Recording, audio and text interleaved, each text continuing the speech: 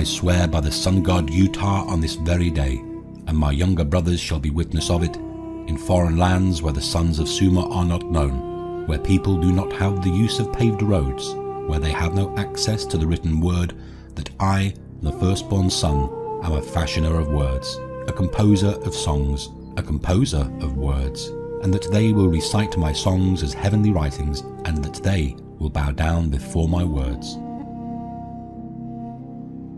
These dramatic statements by Shulgi, the second king of Ur, echo from the Sumerian Renaissance period. The Renaissance period in Sumer was, however, short-lived.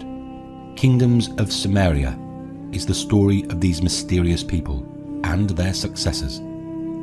It is the story of what they achieved, what they preserved, and how each one fell from grace. Before we go there, we must address how the Sumerians actually came into being.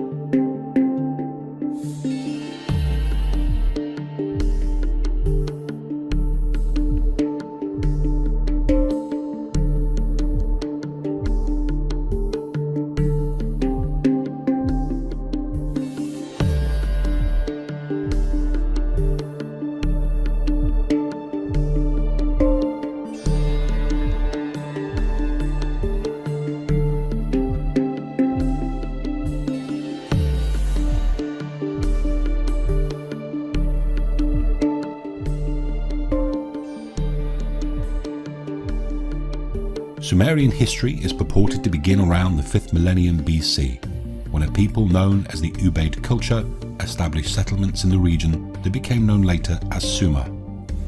These settlements gradually developed into cities, becoming the principal Sumerian cities of Adab, Eridu, Isin, Kish, Kolab, Lagash, Lhasa, Nippur, and Ur. At some point, the Ubaid peoples, precursors to the group we call Sumerians, intermingled. They are both mysterious in their own right. They efficiently morphed into one denomination in the 3000 BC era. The Ubaid group are renowned for their serpent-like deities.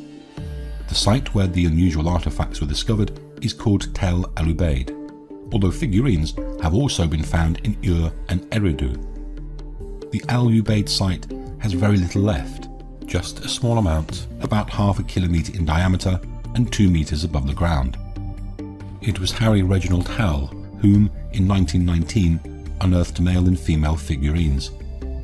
They were found in different postures, and most of the figurines appear to be wearing a helmet and have padding of some kind on the shoulders.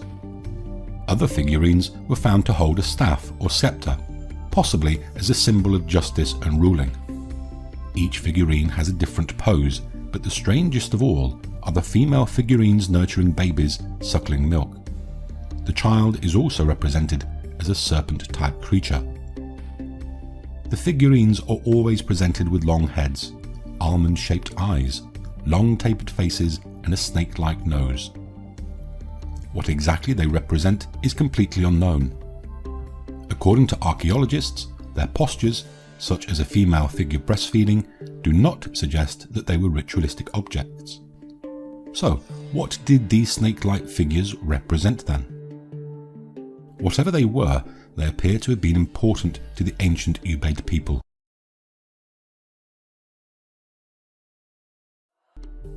We know that the serpent was a major symbol used in many successive cultures to represent a number of gods. The Sumerian god Enki is a prime example, the snake being of huge significance in later adaptations to Sumerian and biblical accounts. Which brings us to the Sumerians. In 3250 BC, another mysterious group came to the cities. They began to intermarry with the native Ubaid people. These people became known as the Sumerians.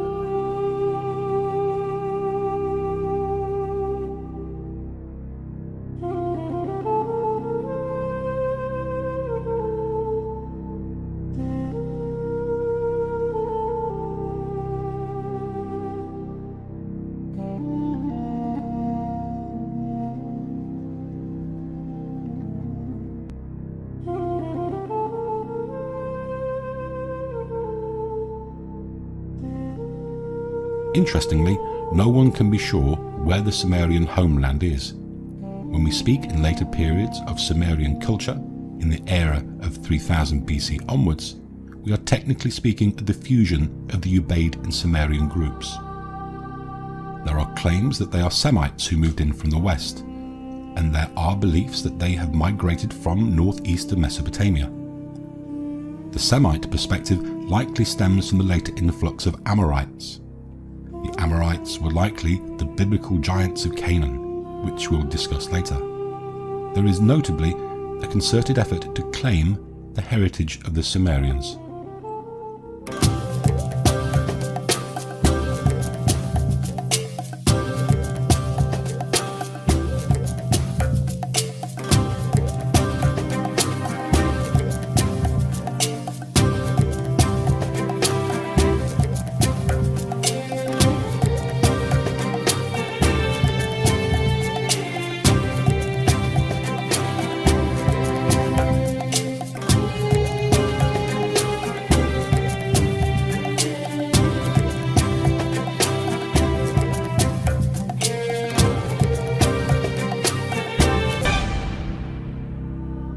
When we look to the northeast, the region of Turkmenistan and Central Asia, particularly the Hindu Kush and Kopet mountains, seem incredibly interesting to say the least.